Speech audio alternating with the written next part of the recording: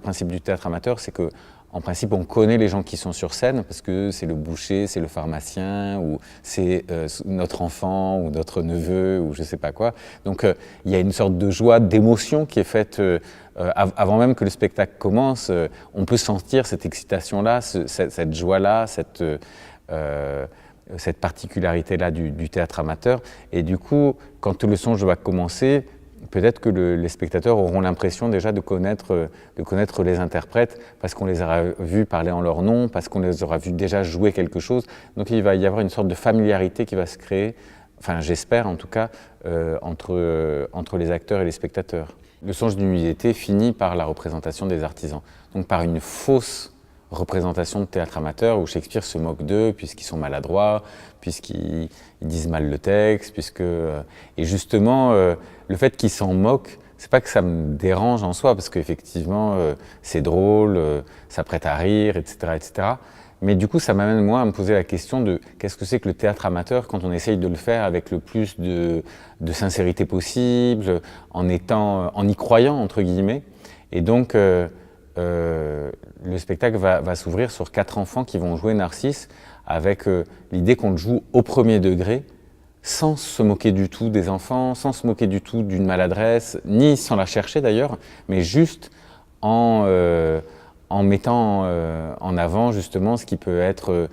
touchant, ou naïf, ou maladroit, mais en essayant de ne pas l'accentuer, pour justement montrer, donner à voir, à entendre ce que peut être le théâtre amateur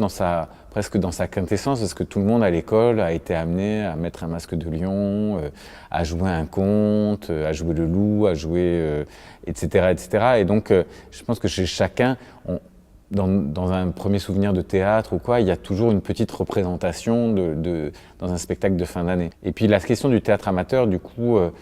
après, il y a par exemple avec les enfants, mais aussi avec les adolescents. Moi, j'avais fait des ateliers dans des lycées, et justement, ça pose vraiment des questions de qu'est-ce qu'on attend en tant que pédagogue,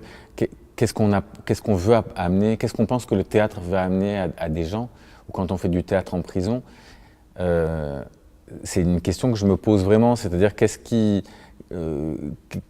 vertu on prête à l'art, quelle vertu on prête au théâtre, quelle vertu même magique on prête à l'art quand on va en prison faire du théâtre, quand on va avec des adolescents. Et je pense que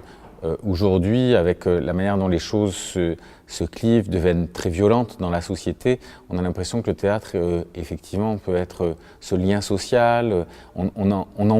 a encore envie d'avoir de l'ambition, on a encore envie d'y croire, on a encore envie de se battre et de se dire que peut-être le théâtre peut amener ça. Le théâtre est un des arts où il y a le plus d'amateurs, enfin, si en peinture aussi, j'imagine qu'il y a des amateurs, mais en tout cas, avec cette volonté d'être d'une dialectique ou cette volonté de faire changer, de faire bouger les choses.